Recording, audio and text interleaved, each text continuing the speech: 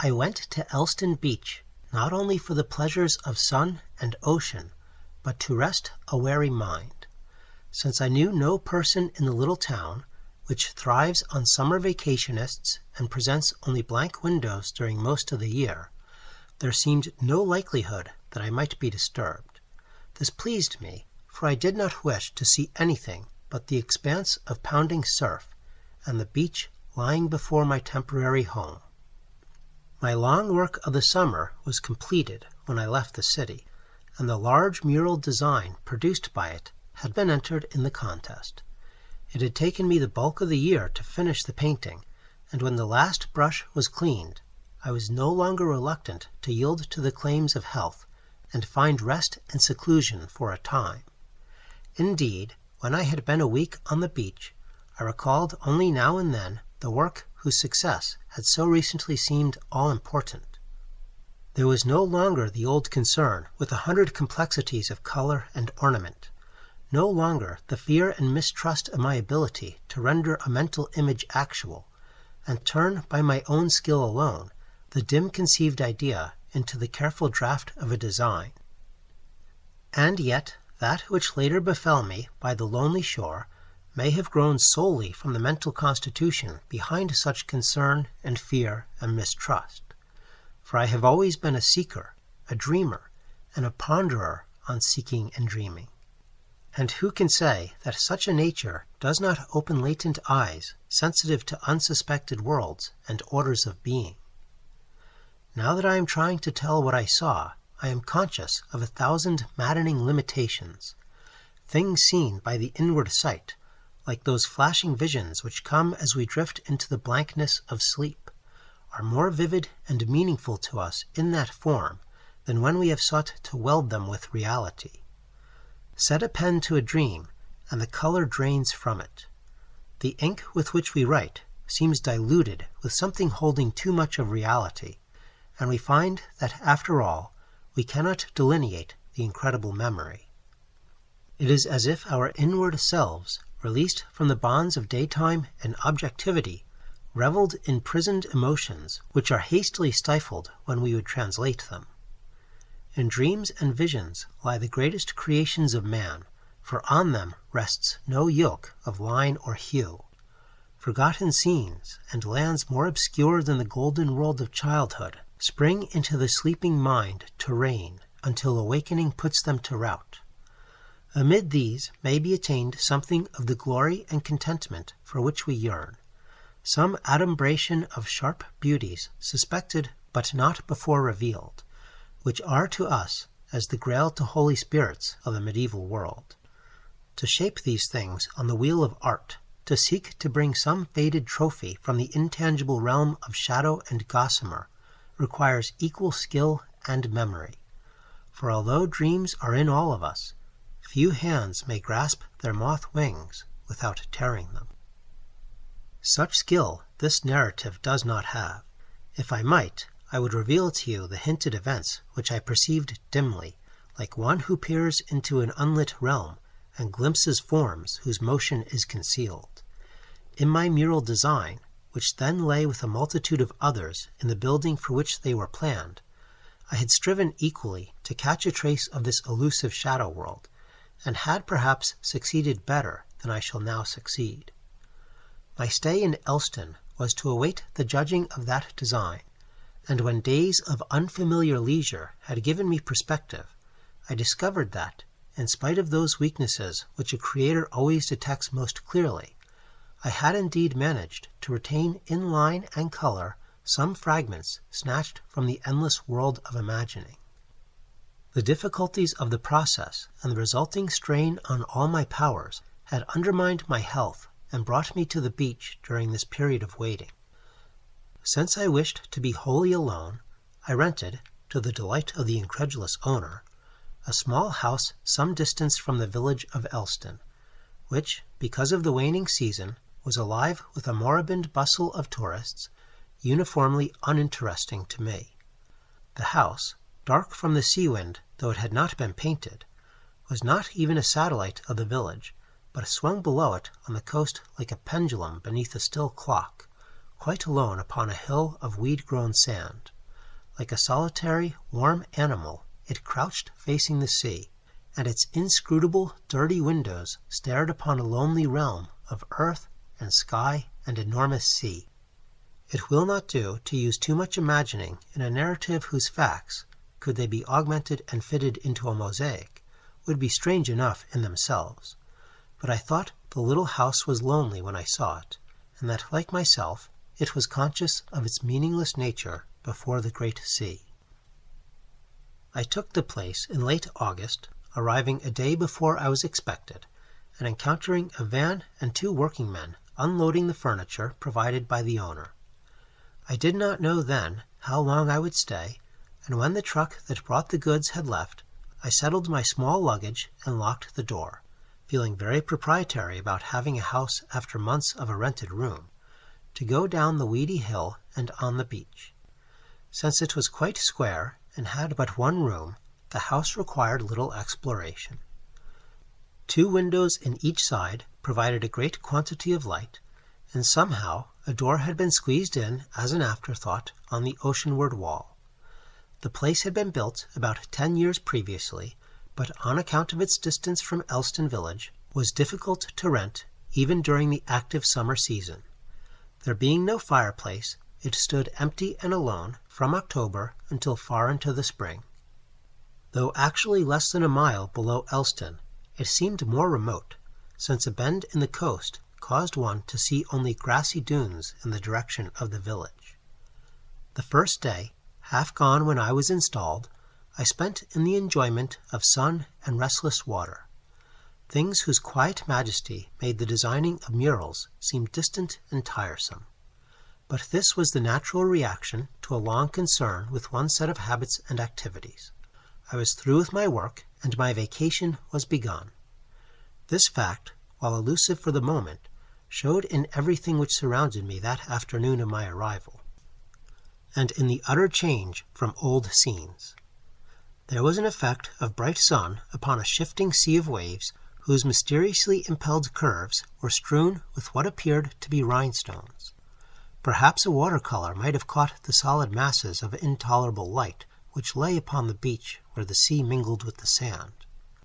Although the ocean bore her own hue, it was dominated wholly and incredibly by the enormous glare. There was no other person near me, and I enjoyed the spectacle without the annoyance of any alien object upon the stage. Each of my senses was touched in a different way, but sometimes it seemed that the roar of the sea was akin to that great brightness, or as if the waves were glaring instead of the sun, each of these being so vigorous and insistent that impressions coming from them were mingled. Curiously, I saw no one bathing near my little square house during that or succeeding afternoons, although the curving shore included a wide beach even more inviting than that at the village, where the surf was dotted with random figures. I supposed that this was because of the distance, and because there had never been other houses below the town. Why this unbuilt stretch existed, I could not imagine, since many dwellings straggled along the northward coast, facing the sea with aimless eyes. I swam until the afternoon had gone, and later, having rested, walked into the little town. Darkness hid the sea from me as I entered, and I found in the dingy lights of the streets tokens of a life which was not even conscious of the great, gloom-shrouded thing lying so close. There were painted women in tinsel adornments, and bored men who were no longer young. A throng of foolish marionettes perched on the lip of the ocean chasm, unseeing, unwilling to see what lay above them and about in the multitudinous grandeur of the stars and the leagues of that night ocean. I walked along that darkened sea as I went back to the bare little house, sending the beams of my flashlight out upon the naked and impenetrable void. In the absence of the moon, this light made a solid bar athwart the walls of the uneasy tide, and I felt an indescribable emotion born of the noise of the waters and the perception of my inconceivable smallness as I cast that tiny beam upon a realm immense in itself, yet only the black border of the earthly deep. That nighted deep upon which ships were moving alone in the darkness where I could not see them, gave off the murmur of a distant, angry rabble. When I reached my high residence, I knew that I had passed no one during the mile's walk from the village, and yet there somehow lingered an impression that I had been all the while accompanied by the spirit of the lonely sea. It was, I thought, personified in a shape which was not revealed to me, but which moved quietly about beyond my range of comprehension. It was like those actors who wait behind darkened scenery, in readiness for the lines which will shortly call them before our eyes to move and speak in the sudden revelation of the footlights. At last I shook off this fancy and sought my key to enter the place, whose bare walls gave a sudden feeling of security. My cottage was entirely free of the village, as if it had wandered down the coast and was unable to return, and there I heard nothing of the disturbing clamor when I returned each night after supper. I generally stayed but a short while upon the streets of Ellston, though sometimes I went into the place for the sake of the walk it provided. There were all the multitude of curio shops and falsely regal theatre fronts that clutter vacation towns, but I never went into these, and the place seemed useful only for its restaurants. It was astonishing the number of useless things people found to do. There was a succession of sun-filled days at first. I rose early and beheld the gray sky agleam with promise of sunrise, a prophecy fulfilled as I stood witness. Those dawns were cold and their colors faint in comparison to that uniform radiance of day which gives to every hour the quality of white noon. That great light, so apparent the first day, made each succeeding day a yellow page in the book of time. I noticed that many of the beach people were displeased by the inordinate sun, whereas I sought it.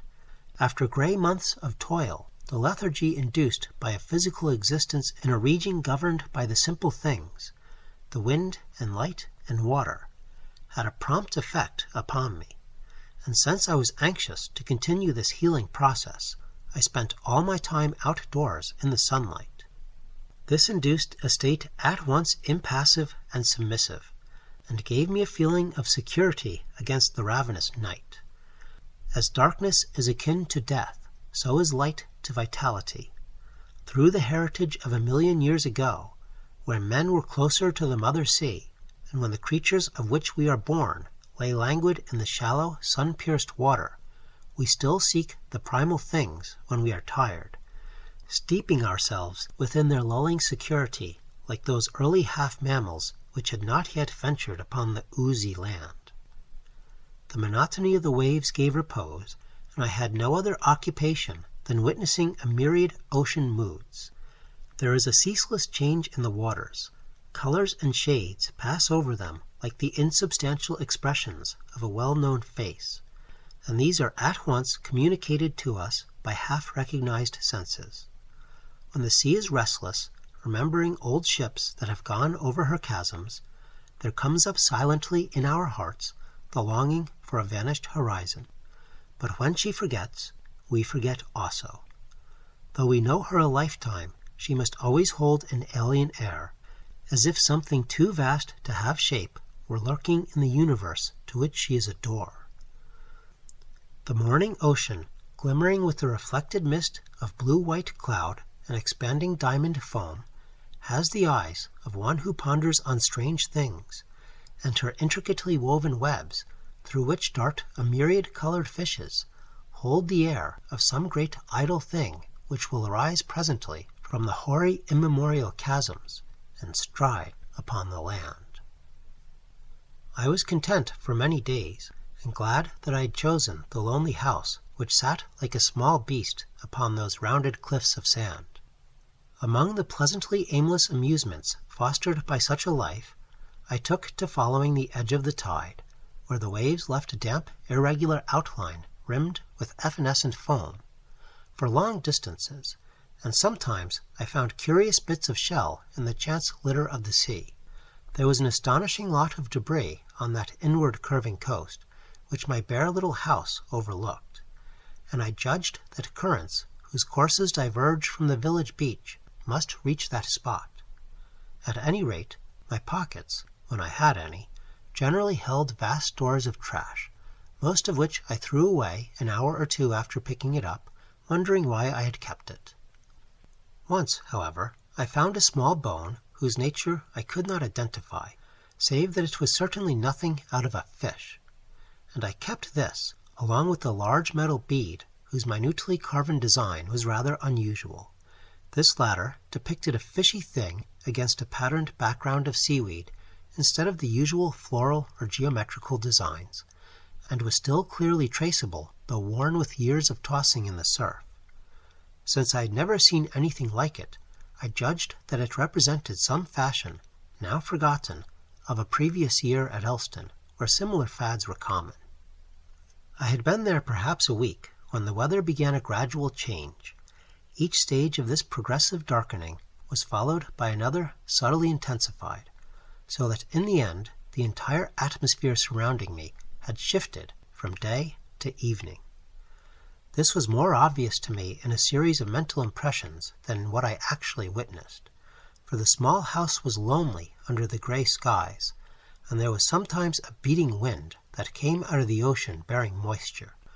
The sun was displaced by long intervals of cloudiness, layers of gray mist beyond whose unknown depth the sun lay cut off. Though it might glare with the old intensity above that enormous veil, it could not penetrate. The beach was a prisoner in a hueless vault for hours at a time, as if something of the night were welling into other hours. Although the wind was invigorating, and the ocean whipped into little churning spirals of activity by the vagrant flapping, I found the water growing chill, so that I could not stay in it as long as I had done previously, and thus I fell into the habit of long walks which, when I was unable to swim, provided the exercise that I was so careful to obtain. These walks covered a greater range of sea edge than my previous wanderings, and since the beach extended in a stretch of miles beyond the tawdry village, I often found myself wholly isolated upon an endless area of sand as evening drew close. When this occurred, I would stride hastily along the whispering sea border, following the outline so that I should not wander inland and lose my way. And sometimes, when these walks were late, as they grew increasingly to be, I would come upon the crouching house that looked like a harbinger of the village. Insecure upon the wind-gnawed cliffs, a dark blot upon the morbid hues of the ocean sunset, it was more lonely than by the full light of either orb, and seemed to my imagination like a mute, questioning face, turned toward me, expectant of some action. That the place was isolated, I have said, and this at first pleased me, but in that brief evening hour, when the sun left a gore-splattered decline, and darkness lumbered on like an expanding, shapeless blot, there was an alien presence about the place, a spirit, a mood, an impression that came from the surging wind, the gigantic sky, and that sea, which drooled blackening waves upon a beach grown abruptly strange. At these times I felt an uneasiness which had no very definite cause, although my solitary nature had made me long accustomed to the ancient silence and the ancient voice of nature. These misgivings, to which I could have put no sure name, did not affect me long, yet I think now that all the while a gradual consciousness of the ocean's immense loneliness crept upon me. A loneliness made subtly horrible by intimations, which were never more than such, of some animation or sentience, preventing me from being wholly alone. The noisy yellow streets of the town, with their curiously unreal activity, were very far away, and when I went there for my evening meal, mistrusting a diet entirely of my own ambiguous cooking, I took increasing and quite unreasonable care that I should return to the cottage before the late darkness, although I was often abroad until 10 or so. You will say that such action is unreasonable, that if I had feared the darkness in some childish way, I would have entirely avoided it. You will ask me why I did not leave the place, since its loneliness was depressing me.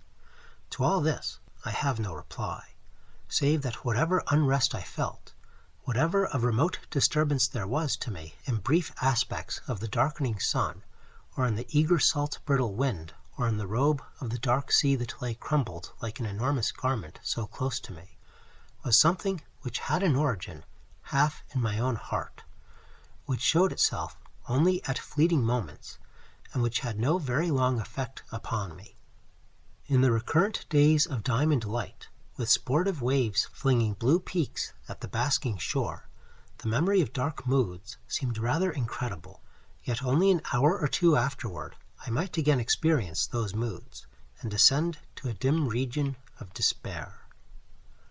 Perhaps these inward emotions were only a reflection of the sea's own mood, for although half of what we see is colored by the interpretation placed upon it by our minds, many of our feelings are shaped quite distinctly by external physical things. The sea can bind us to her many moods, whispering to us by the subtle token of a shadow or a gleam upon the waves, and hinting in these ways of her mournfulness or rejoicing. Always she is remembering old things, and these memories, though we may not grasp them, are imparted to us, so that we share her gaiety or remorse. Since I was doing no work, seeing no person that I knew, I was perhaps susceptible to shades of her cryptic meaning which would have been overlooked by another. The ocean ruled my life during the whole of that late summer, demanding it as recompense for the healing she had brought me. There were drownings at the beach that year, and while I heard of these only casually, such is our indifference to a death which does not concern us, and to which we are not witness, I knew that their details were unsavory. The people who died, some of them swimmers of a skill beyond the average, were sometimes not found until many days had elapsed, and the hideous vengeance of the deep had scourged their rotten bodies. It was as if the sea had dragged them into a chasm lair, and had mulled them about in the darkness, until, satisfied that they were no longer of any use, she had floated them ashore in a ghastly state. No one seemed to know what had caused these deaths. Their frequency excited alarm among the timid, since the undertow at Ellston was not strong, and since there were known to be no sharks at hand. Whether the bodies showed marks of any attacks, I did not learn, but the dread of a death which moves among the waves and comes on lone people from a lightless, motionless place is a dread which men know and do not like. They must quickly find a reason for such a death, even if there are no sharks. Since sharks formed only a suspected cause, and one never to my knowledge confirmed, the swimmers who continued during the rest of the season were on guard against treacherous tides rather than against any possible sea animal. Autumn, indeed, was not a great distance off, and some people used this as an excuse for leaving the sea, where men were snared by death, and going to the security of inland fields, where one cannot even hear the ocean. So August ended, and I had been at the beach many days. There had been a threat of a storm since the 4th of the new month, and on the 6th, when I set out for a walk in the long damp wind, there was a mass of formless clouds, colorless and oppressive, above the ruffled leaden sea. The motion of the wind, directed toward no especial goal, but stirring uneasily, provided a sensation of coming animation, a hint of life in the elements which might be the long-expected storm. I had eaten my luncheon at Ellston, and though the heavens seemed the closing lid of a great casket, I ventured far down the beach and away from both the town and my no longer to be seen house. As the universal gray became spotted with the carrion purple, curiously brilliant despite its somber hue, I found that I was several miles from any possible shelter. This, however, did not seem very important, for despite the dark skies, with their added glow of unknown presage, I was in a curious mood of detachment paralleling that glow, a mood which flashed through a body grown suddenly alert and sensitive to the outline of shapes and meanings that were previously dim. Obscurely, a memory came to me, suggested by the likeness of the scene to one I had imagined when a story was read to me in childhood. That tale, of which I had not thought for many years, concerned a woman who was loved by the dark-bearded king of an underwater realm of blurred cliffs where fish things lived, and who was taken from the golden-haired youth of her troth by a dark being crowned with a priest-like mitre and having the features of a withered ape. What had remained in the corner of my fancy was the image of cliffs beneath the water against the hueless, dusky no sky of such a realm. And this, though I had forgotten most of the story, was recalled quite unexpectedly by the same pattern of cliff and sky which I then beheld. The sight was similar to what I had imagined in a year now lost, save for random, incomplete impressions.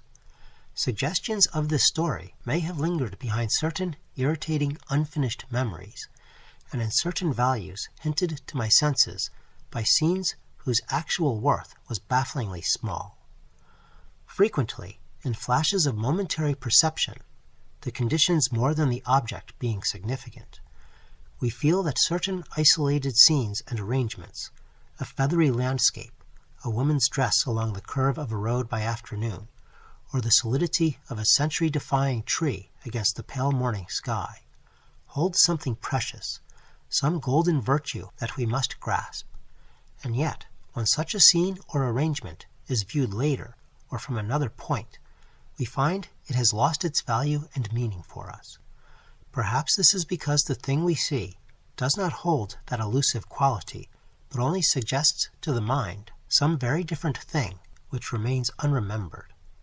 The baffled mind, not wholly sensing the cause of its flashing appreciation, seizes on the object exciting it, and is surprised when there is nothing of worth therein.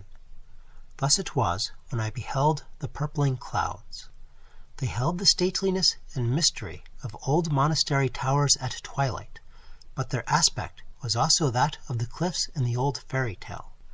Suddenly reminded of this lost image, I half expected to see, in the fine-spun dirty foam, and among the waves which were now as if they had been poured of flawed black glass, the horrid figure of that ape-faced creature, wearing a mitre old with verdigris, advancing from its kingdom in some lost gulf to which those waves were sky. I did not see any such creature from the realm of imagining, but as the chill wind veered, slitting the heavens like a rustling knife, there lay in the gloom of merging cloud and water only a grey object, like a piece of driftwood, tossing obscurely on the foam. This was a considerable distance out, and since it vanished shortly, may not have been wood, but a porpoise coming to a troubled surface. I soon found that I had stayed too long contemplating the rising storm and linking my early fancies with its grandeur, for an icy rain began spotting down, bringing a more uniform gloom upon a scene already too dark for the hour. Hurrying along the grey sand, I felt the impact of cold drops upon my back, and before many moments my clothing was soaked throughout. At first I had run, put to flight by the colourless drops whose pattern hung in long linking strands from an unseen sky. But after I saw that refuge was too far to reach in anything like a dry state, I slackened my pace and returned home as if I had walked under clear skies. There was not much reason to hurry, although I did not idle as upon previous occasions. The constraining wet garments were cold upon me, and with the gathering darkness, and the wind that rose endlessly from the ocean, I could not repress a shiver.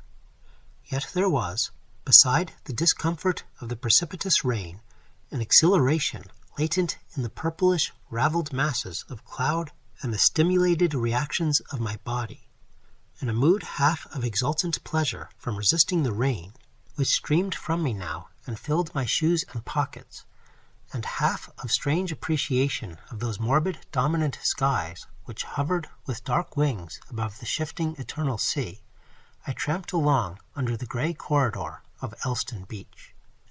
More rapidly than I had expected, the crouching house showed in the oblique, flapping rain, and all the weeds of the sand cliff writhed in accompaniment to the frantic wind, as if they would uproot themselves to join the far-travelling element.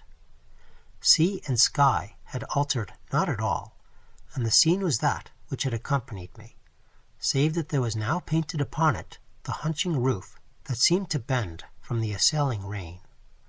I hurried up the insecure steps and let myself into a dry room, where, unconsciously surprised that I was free from the nagging wind, I stood for a moment with water rilling from every inch of me. There are 2 windows in the front of that house, one on each side, and these face nearly straight upon the ocean, which I now saw half obscured by the combined veils of the rain and of the imminent night. From these windows I looked as I dressed myself in a motley array of dry garments seized from convenient hangers, and from a chair too laden to sit upon. I was prisoned on all sides by an unnaturally increased dusk, which had filtered down at some undefined hour under cover of the storm. How long I had been on the reaches of wet grey sand, or what the real time was, I could not tell, though a moment's search produced my watch, fortunately left behind and thus avoiding the uniform wetness of my clothing. I half guessed the hour from the dimly seen hands, which were only slightly less indecipherable than the surrounding figures. In another moment my sight penetrated the gloom, greater in the house than beyond the bleared window, and saw that it was 6:45. There had been no one upon the beach as I came in, and naturally I expected to see no further swimmers that night. Yet when I looked again from the window, there appeared surely to be figures blotting the grime of the wet evening. I counted 3 moving about in some incomprehensible manner, and close to the house another, which may not have been a person, but a wave-ejected log, for the surf was now pounding fiercely. I was startled to no little degree, and wondered for what purpose those hardy persons stayed out in such a storm. And then I thought that perhaps, like myself, they had been caught unintentionally in the rain, and had surrendered to the watery gusts. In another moment, prompted by a certain civilized hospitality which overcame my love of solitude, I stepped to the door and emerged momentarily, at the cost of another wetting, for the rain promptly descended upon me in exultant fury, on the small porch, gesticulating toward the people. But whether they did not see me or did not understand, they made no returning signal. Dim in the evening, they stood as if half surprised, or as if they awaited some other action from me. There was in their attitude something of that cryptic blankness, signifying anything or nothing, which the house wore about itself as seen in the morbid sunset.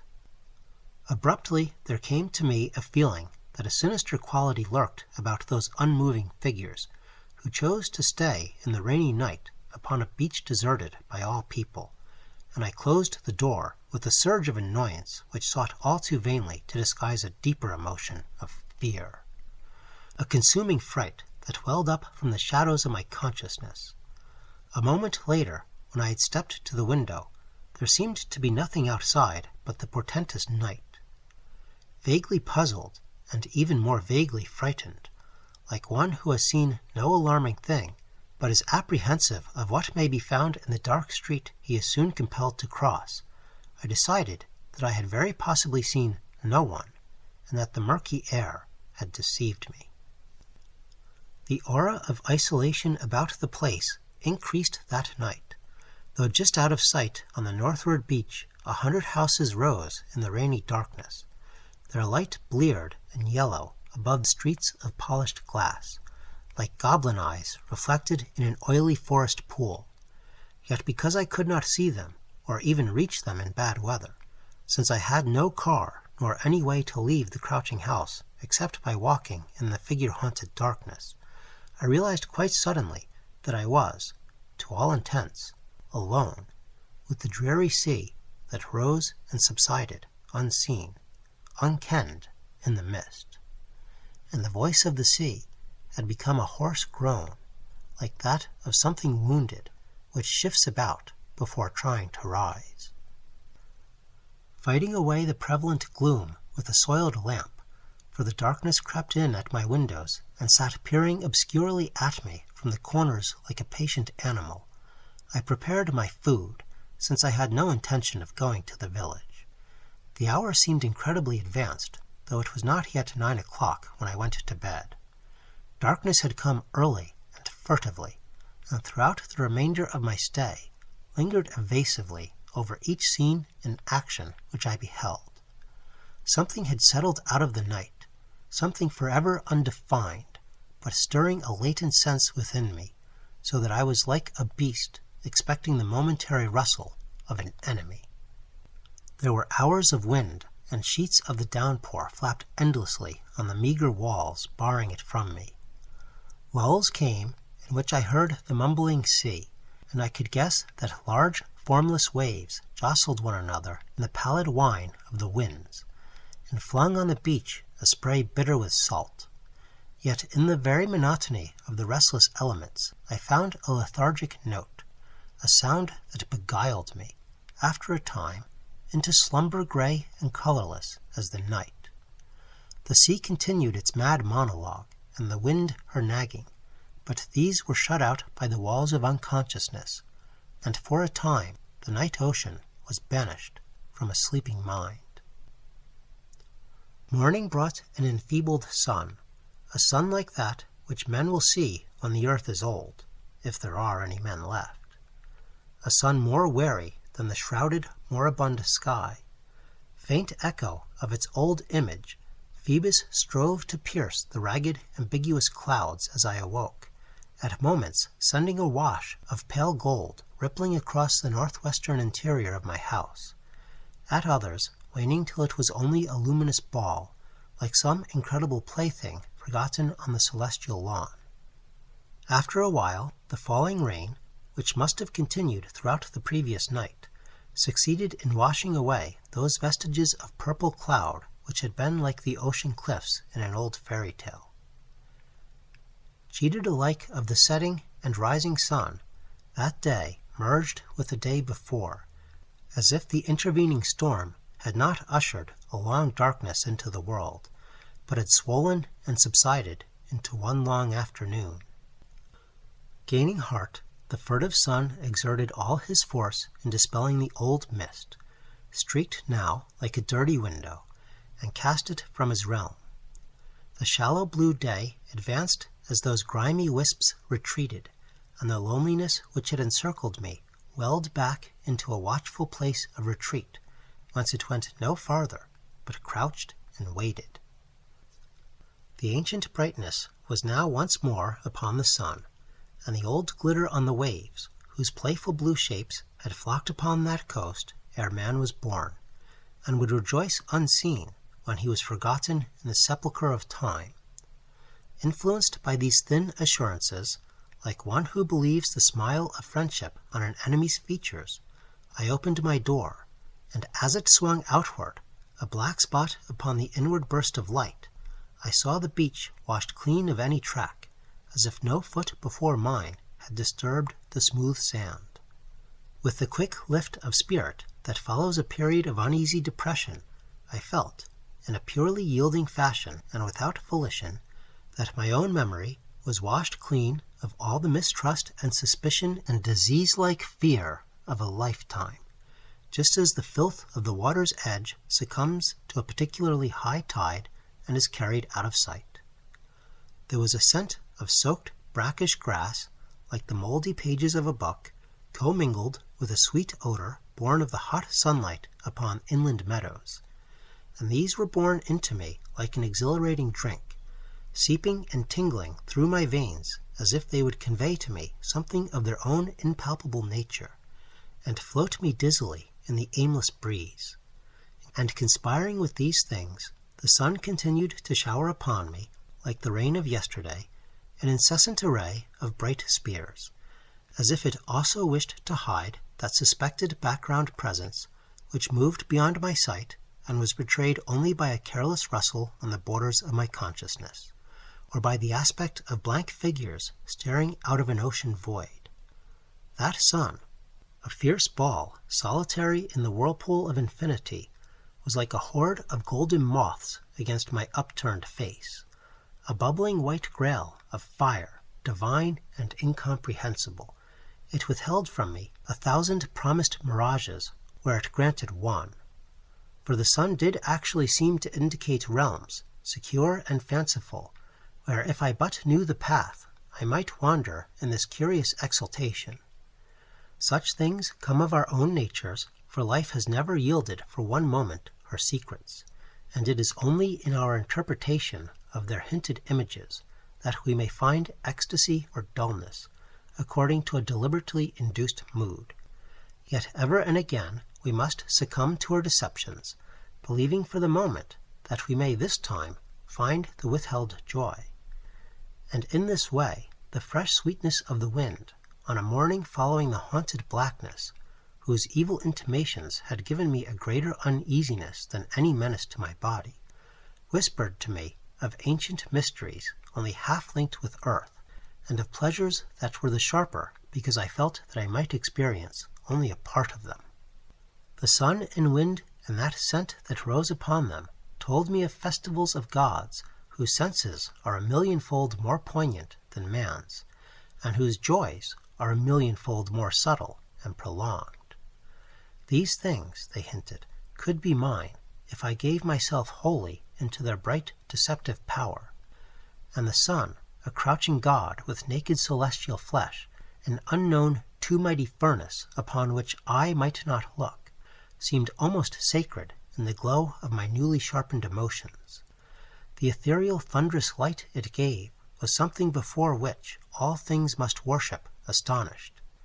The slinking leopard in his green-chasmed forest must have paused briefly to consider its leaf-scattered rays, and all things nurtured by it must have cherished its bright message on such a day. For when it is absent in the far reaches of eternity, earth will be lost and black against an illimitable void. That morning, in which I shared the fire of life, and whose brief moment of pleasure is secure against the ravenous years, was astir with the beckoning of strange things whose elusive names can never be written.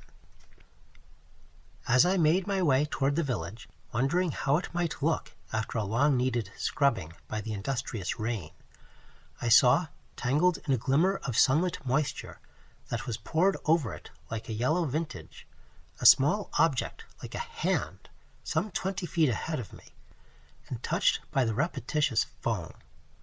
The shock and disgust born in my startled mind when I saw that it was indeed a piece of rotten flesh overcame my new contentment, and engendered a shocked suspicion that it might actually be a hand.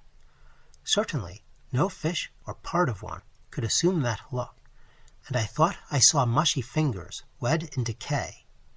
I turned the thing over with my foot, not wishing to touch so foul an object, and it adhered stickily to the leather shoe, as if clutching with the grasp of corruption. The thing whose shape was nearly lost held too much resemblance to what I feared it might be, and I pushed it into the willing grasp of a seething wave, which took it from sight with an alacrity not often shown by those ravelled edges of the sea. Perhaps I should have reported my find, yet its nature was too ambiguous to make action natural.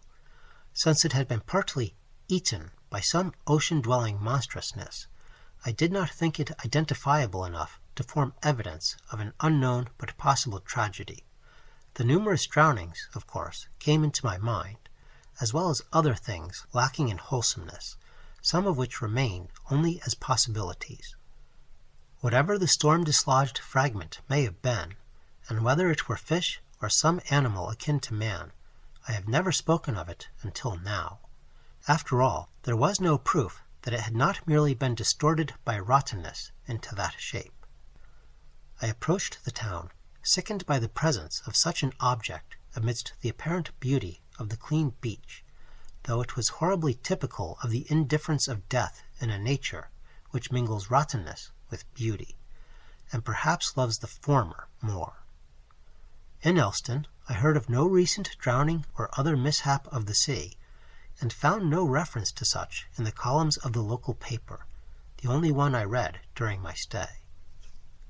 It is difficult to describe the mental state in which succeeding days found me, always susceptible to morbid emotions whose dark anguish might be induced by things outside myself, or might spring from the abysses of my own spirit, I was ridden by a feeling which was not of fear or despair or anything akin to these, but was rather a perception of the brief hideousness and underlying filth of life, a feeling partly a reflection of my internal nature and partly a result of broodings induced by that gnawed, rotten object which may have been a hand. In those days my mind was a place of shadowed cliffs and dark moving figures, like the ancient unsuspected realm which the fairy tale recalled to me. I felt, in brief agonies of disillusionment, the gigantic blackness of this overwhelming universe, in which my days and the days of my race were as nothing to the shattered stars, a universe in which each action is vain, and even the emotion of grief a wasted thing. The hours I had previously spent in something of regained health, contentment, and physical well-being were given now, as if those days of the previous week were something definitely ended, to an indolence like that of a man who no longer cares to live. I was engulfed by a piteous, lethargic fear of some ineluctable doom, which would be, I felt, the completed hate of the peering stars and of the black, enormous waves that hoped to clasp my bones within them, the vengeance of all the indifferent, horrendous majesty of the night ocean.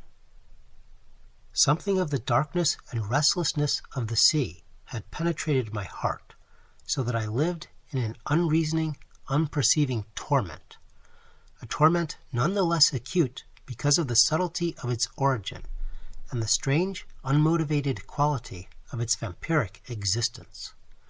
Before my eyes lay the phantasmagoria of the purpling clouds, the strange silver bauble, the recurrent stagnant foam, the loneliness of that bleak-eyed house, and the mockery of the puppet town.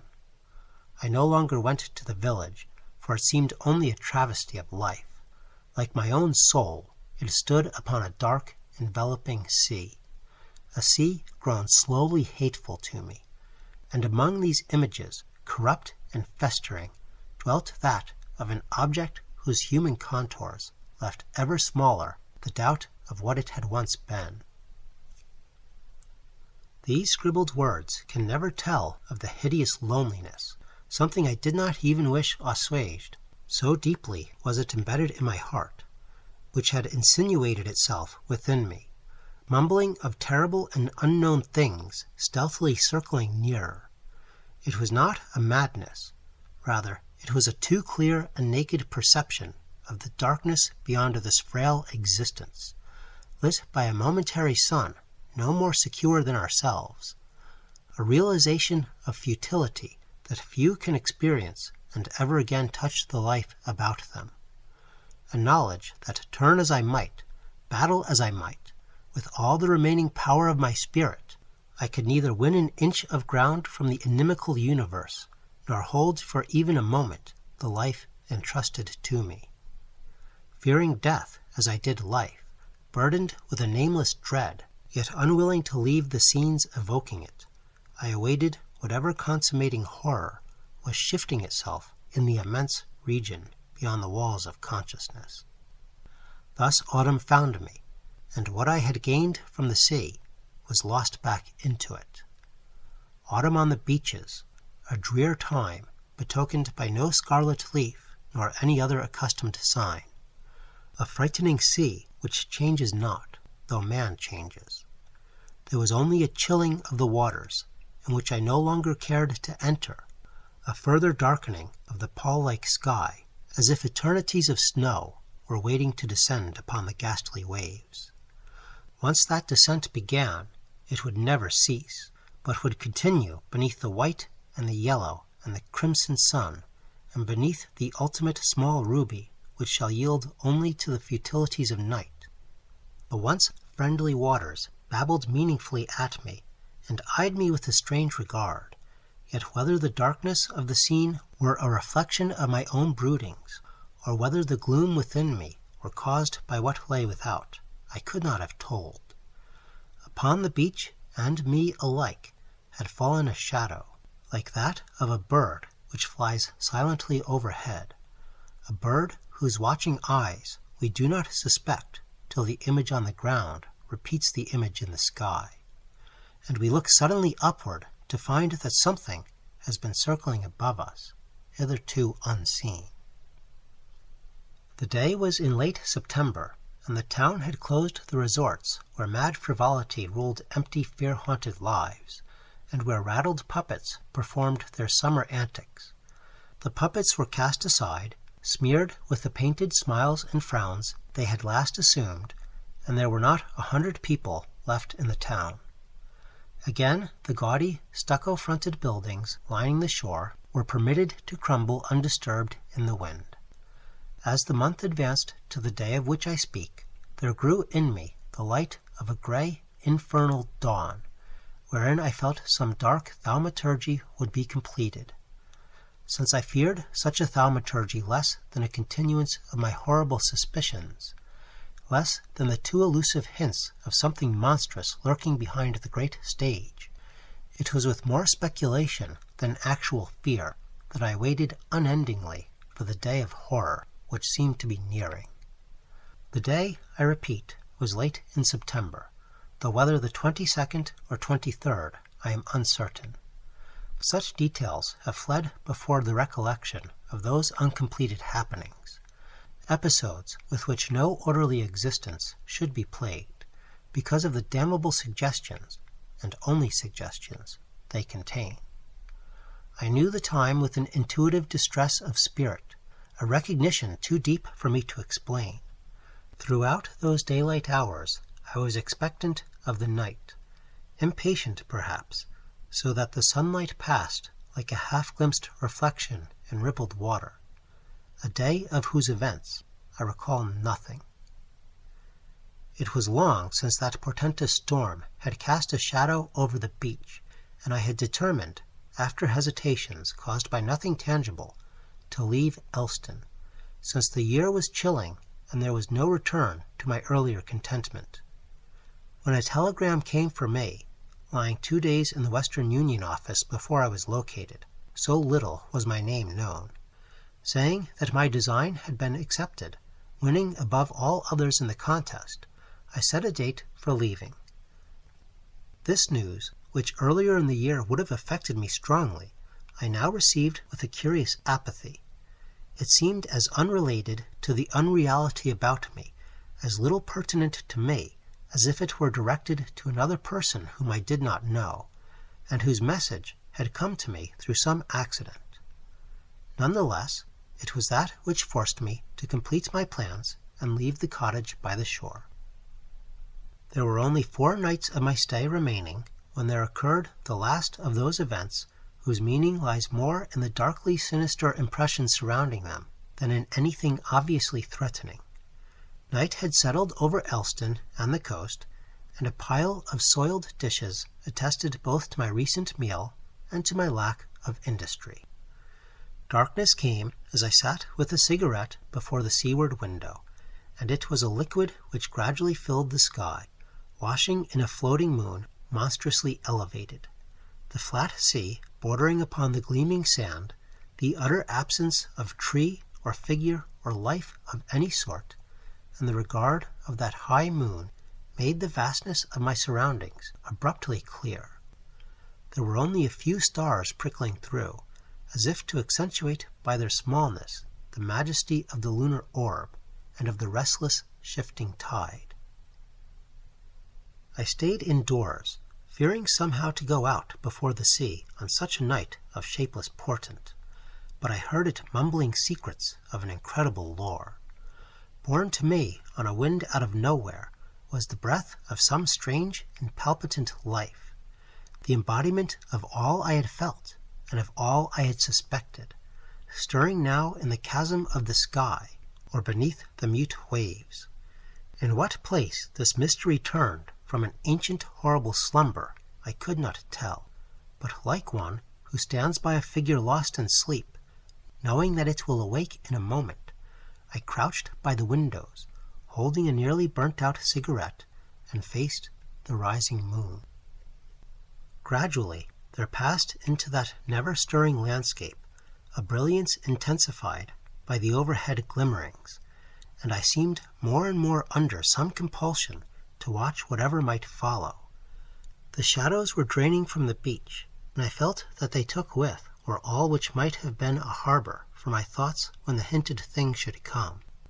Where any of them did remain, they were ebon and blank, still lumps of the darkness sprawling beneath the cruel brilliant rays. The endless tableau of the lunar orb, dead now, whatever her past was, and cold as the unhuman sepulchres she bears amid the ruin of dusty centuries older than man, and the sea, astir perhaps with some unkenned life, some forbidden sentience, confronted me with a horrible vividness. I arose and shut the window, partly because of an inward prompting, but mostly, I think, as an excuse for the transferring, momentarily, the stream of thought. No sound came to me now as I stood before the closed panes. Minutes or eternities were alike. I was waiting, like my own fearing heart and the motionless scene beyond, for the token of some ineffable life. I had set the lamp upon a box in the western corner of the room, but the moon was brighter, and her bluish rays invaded places where the lamplight was faint. The ancient glow of the round, silent orb lay upon the beach as if it had lain for aeons, and I waited in a torment of expectancy, made doubly acute by the delay in fulfillment and the uncertainty of what strange completion was to come. Outside the crouching hut, a white illumination suggested vague spectral forms whose unreal phantasmal motions seemed to taunt my blindness, just as unheard voices mocked my eager listening. For countless moments I was still, as if time and the tolling of her great bell were hushed into nothingness. And yet there was nothing which I might fear. The moon-chiseled shadows were unnatural in no contour, and veiled nothing from my eyes. The night was silent. I knew that despite my closed window, and all the stars were fixed mournfully in a listening heaven of dark grandeur. No motion from me then, or word now, could reveal my plight, or tell of the fear-racked brain imprisoned in flesh, which dared not break the silence for all the torture it brought. As if expectant of death, and assured that nothing could banish the soul peril I confronted, I crouched with a forgotten cigarette in my hand. A silent world gleamed beyond the cheap, dirty windows, and in one corner of the room a pair of dirty oars, placed there before my arrival, shared the vigil of my spirit. The lamp burned endlessly, yielding a sick light hued like a corpse's flesh. Glancing at it now and again, for the desperate distraction it gave, I saw that many bubbles unaccountably rose and vanished in the kerosene-filled base. Curiously enough, there was no heat from the wick, and suddenly I became aware that the night as a whole was neither warm nor cold, but strangely neutral, as if all physical forces were suspended and all the laws of a calm existence disrupted. Then, with an unheard splash which sent from the silver water to the shore a line of ripples echoed in fear by my heart, a swimming thing emerged beyond the breakers. The figure may have been that of a dog, a human being, or something more strange. It could not have known that I watched. Perhaps it did not care. But like a distorted fish, it swam across the mirrored stars and dived beneath the surface. After a moment, it came up again, and this time, since it was closer, I saw that it was carrying something across its shoulder. I knew, then, that it could be no animal, and that it was a man, or something like a man, which came toward the land from a dark ocean, but it swam with a horrible ease. As I watched, dread-filled and passive, with the fixed stare of one who awaits death in another, yet knows he cannot avert it, the swimmer approached the shore. Though too far down the southward beach for me to discern its outlines or features. Obscurely loping, with sparks of moonlit foam scattered by its quick gait, it emerged and was lost among the inland dunes. Now I was possessed by a sudden recurrence of fear, which had died away in the previous moments. There was a tingling coldness all over me, though the room, whose window I dared not open now, was stuffy. I thought it would be very horrible if something were to enter a window which was not closed. Now that I could no longer see the figure, I felt that it lingered somewhere in the close shadows, or peered hideously at me from whatever window I did not watch. And so I turned my gaze eagerly and frantically to each successive pane, dreading that I might indeed behold an intrusive, regarding face, yet unable to keep myself from the terrifying inspection. But though I watched for hours, there was no longer anything upon the beach.